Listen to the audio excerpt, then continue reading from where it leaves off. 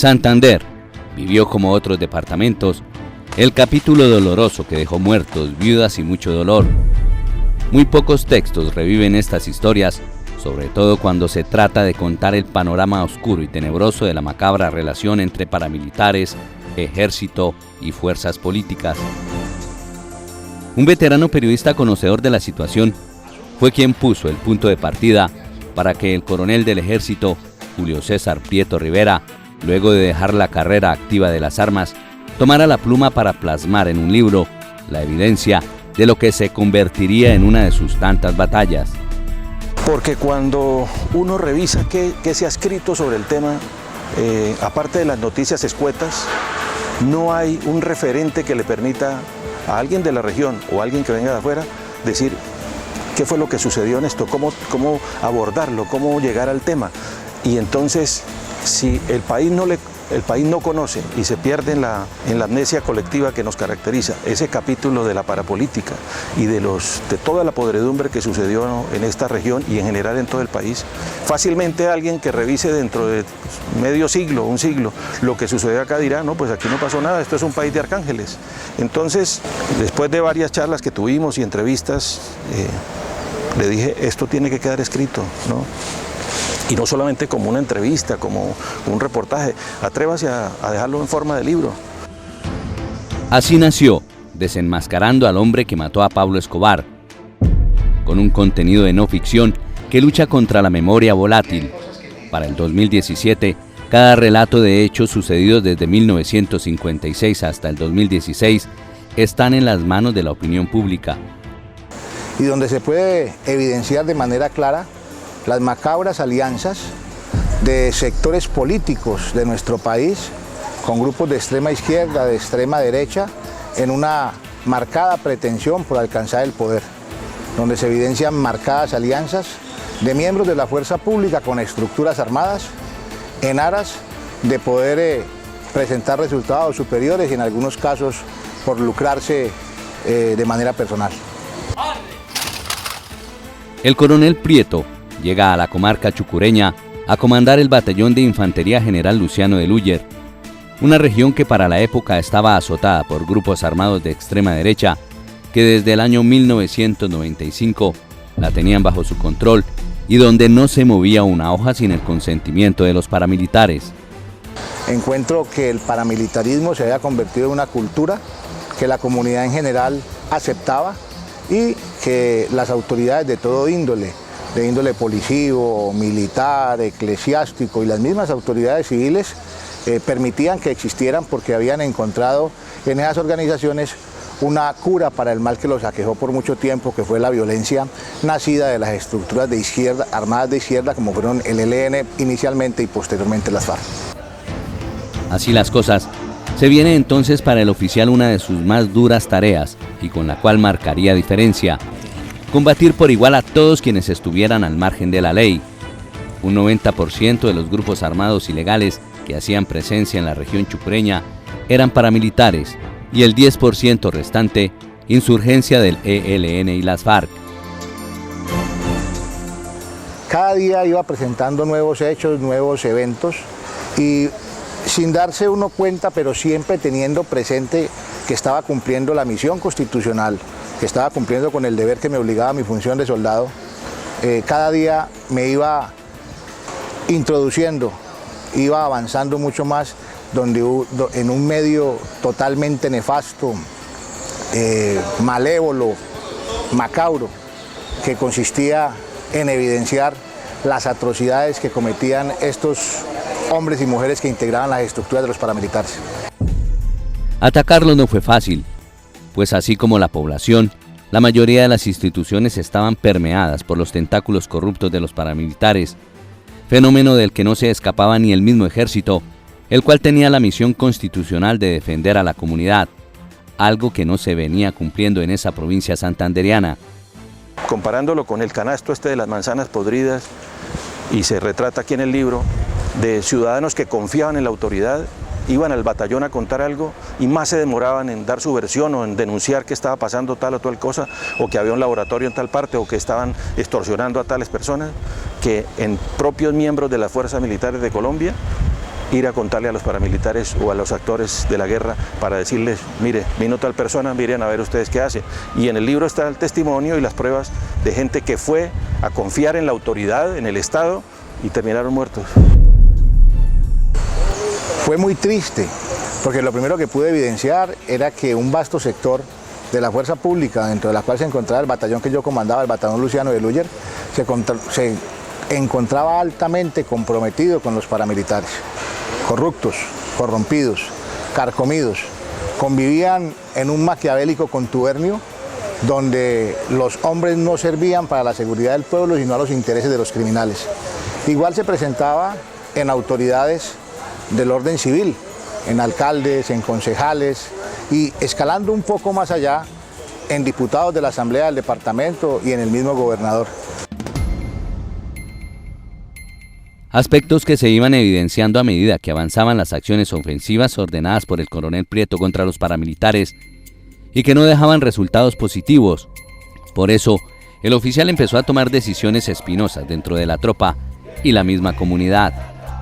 Entonces, lo primero fue empezar a limpiar el batallón. Lo segundo, empezar a ganarme la confianza de la comunidad que creía en las autodefensas, que veía en los paramilitares unos aliados incondicionales que los habían librado de las FARC y el ELN en el pasado. Y lo tercero, con base en la confianza y en la depuración del batallón, empezar a obtener resultados en la lucha contra los paramilitares. Empezaron a atacarme, es que usted está acabando con la tranquilidad de la zona, usted está combatiendo a esos campesinos que nos defienden, esto era un remanso de paz, esta expresión me acuerdo textual, esto era un remanso de paz y tranquilidad hasta que usted llegó, mire que los muertos, mire que esto. Las acciones generaron la reacción de la clase dirigente, al punto que un representante a la Cámara lo señaló de estar persiguiendo a los campesinos que velaban por la seguridad en la región. Luego el turno fue para un diputado, quien le esgrimió la misma deplorable tesis, tejiendo así una chocante encerrona que tuvo como escenario un Consejo de Seguridad con presidente a bordo. Ya más adelante aparece el gobernador Hugo Aguilar, quien, basado en informaciones que le suministraban esos mismos políticos que me habían abordado inicialmente, inician una serie de quejas ante mis superiores y todo toma mayor dimensión en septiembre-octubre del 2004, cuando se atreven inclusive a llevar al presidente de la República, Álvaro Uribe Vélez, al Carmen de Chucurí, para que presida un Consejo de Seguridad por las supuestas condiciones negativas que vivía la seguridad de la zona, cuando era todo lo contrario. La realidad es que ese Consejo de Seguridad Presidencial lo que buscaba por parte de esos políticos aliados de los paramilitares era lograr mi traslado de esa unidad o mi retiro de la institución. Y hay cosas que me generan suspicacia. Esa lucha contra el paramilitarismo, en contraste, le generó también al coronel Prieto tener dentro de la misma institución militar enemigos. Por eso solicitó el retiro de manera paulatina a 8 oficiales, 14 suboficiales y 72 soldados profesionales. Entre estos, 8 fueron a parar a la cárcel. Que vendían a los paramilitares la información de quienes supuestamente habían entregado información al suscrito para desarrollar operaciones donde habían sido golpeados. Eran civiles que, al ser delatados de manera acomodada, mentirosa y con un ánimo de lucro, eran condenados a la muerte por parte de los paramilitares por sumas que oscilaban entre el 1,5 millones de pesos. Porque gracias a usted se acabaron los paramilitares, se acabó también la guerrilla. Al notar la implacabilidad del coronel Prieto contra los paramilitares y sus tentáculos, se vino el respaldo de los habitantes de la zona, pero al tiempo, bajo la sombra se movía el hombre que dio lugar al título de la obra escrita por Prieto, Hugo Eliodoro Aguilar Naranjo, un exoficial de la policía que hizo parte del bloque de búsqueda y que públicamente se ufana de ser quien dio de baja al capo del narcotráfico Pablo Escobar. Aguilar, tras su retiro, dio de manera vertiginosa un salto a la arena política, convirtiéndose en cacique en Santander. Ya cuando ocurre lo del Carmen de Chucurí, esa encerrona donde piden mi cabeza ante el presidente de la República, pues fueron tan evidentes los políticos de aquel entonces, tan evidentes que ya era un hecho imposible de tratar de dibujar. Más adelante, en diciembre del año 2004, en una operación que realizamos con el CTI, obtenemos intersectación de líneas de los paramilitares y ahí se acaba de evidenciar de manera técnica cómo políticos del departamento de Santander, como el entonces presidente de la Asamblea, Luis José Arenas Plada, como el mismo gobernador del ejercicio Hugo Eliodoro Aguilar Naranjo, según lo que hablaban los paramilitares en esas interceptaciones telefónicas, eran fichas que actuaban a nombre de ellos, que habían sido elegidos con el apoyo de ellos. Entonces, pues, cada día traía una sorpresa más grande y cada día le permitía a uno tener un acervo probatorio mayor que de manera inmediata era del conocimiento de las autoridades competentes, pero que de manera inexplicable, o de pronto sí se explica uno, no tuvo ningún eco en la justicia, porque en esos momentos los posibles encartados, los sindicados, los que estarían vinculados con los paramilitares, ostentaban el poder político en el nivel regional y nacional. La obligación constitucional tuvo una reacción lamentable, como fue ver cómo fueron asesinadas más de 20 personas por el solo hecho de haber hablado con el entonces comandante del batallón, Luciano de Luyer, exhumar junto con la Fiscalía más de 40 osamentas humanas. Hay una historia muy triste, un muchacho de nombre Juan Carlos Díaz Esteves, que fue y habló conmigo en el batallón la última semana de diciembre del 2003 y volvió a hablar conmigo la segunda semana de enero del 2004. Por el solo hecho de haber ido en 2 oportunidades a hablar conmigo,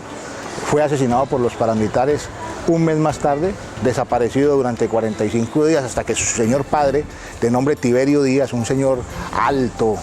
como de 2 metros, un roble, como de unos 65 años, podía ser en ese momento mi padre, con lágrimas en los ojos fue a decirme que había encontrado el cuerpo de su hijo, que se lo ayudara a desenterrar. Coordiné con la Fiscalía, se hizo ese trabajo. Historias como esta se repitieron con líderes comunales y gente del común que manifestaba su complacencia por las acciones que adelantaba el ejército en contra de los paramilitares y que afectaban sus hilos que llegaban a reconocidos políticos. Este panorama se fue haciendo cada vez más evidente y las denuncias del coronel Prieto no se hicieron esperar, empezando a tener en su contra la poderosa clase política. Y lo digo con humildad, el único oficial en la historia del ejército, de la Fuerza Pública y de la Policía Nacional, que encontrándose activo denunció a políticos en ejercicio por sus vínculos probados con estructuras armadas al margen de la ley y por medio de las cuales alcanzaron sus posiciones políticas. Indudablemente eso me generó la animadversión de la clase dirigente del país. Como todo en Colombia se encuentra subyugado al poder político, del manejo de esa maquinaria no se escapa el estamento militar que, presionado por los corruptos, dejó al coronel Prieto por fuera de los seleccionados para hacer curso para general. Así, terminaba su carrera por cuenta de la batalla que dio contra los parapolíticos. Y yo combatí como soldado de la patria, como oficial del ejército, a los políticos corruptos que se habían unido con los grupos armados de extrema derecha para alcanzar los cargos de elección popular. Así fue el inicio del viacrucis de un soldado que hoy en día, desde el retiro y haciendo parte de esos hombres olvidados que hicieron grande el uniforme, actuando en representación del Estado, pero con resultados ilógicos y paradójicos. Hugo Aguilar es un personaje macabro de la historia colombiana.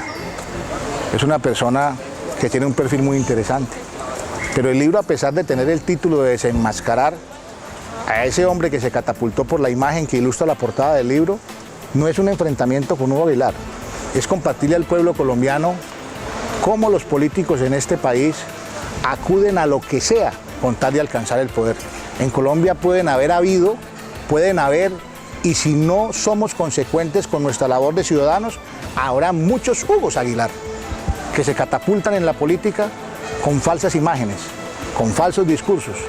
sin el ánimo de ayudar a la población, con el ánimo de lucro, de alcanzar el poder. El libro no es un enfrentamiento contra Hugo Aguilar, sino la muestra triste e infortunada, cómo sin darse cuenta la misma población idolatra a una figura que llega al poder, con macabras alianzas con la extrema derecha. En el sector académico es obligatorio leerlo. Primero porque, insisto, es el primer referente que hay escrito sobre el asunto, independiente de los nombres que estén allí mencionados. Y segundo porque si uno no conoce la historia de esta región, y en particular quienes se están formando en periodismo, entonces ¿de qué van a hablar? Eso es como si uno desconoce qué fue lo que pasó en la Colombia de la violencia bipartidista. Si uno no sabe eso, entonces no sabe por qué el origen de las FARC o del ELN o de los propios paramilitares. Desenmascarando al hombre que mató a Pablo Escobar, muestra la verdad de una región en la que el coronel Julio César Prieto Rivera marcó diferencia al combatir ese flagelo que se creyó la cura, pero que resultó peor que la enfermedad. Eso es lo que me motiva a mí para seguir haciendo lo que he hecho.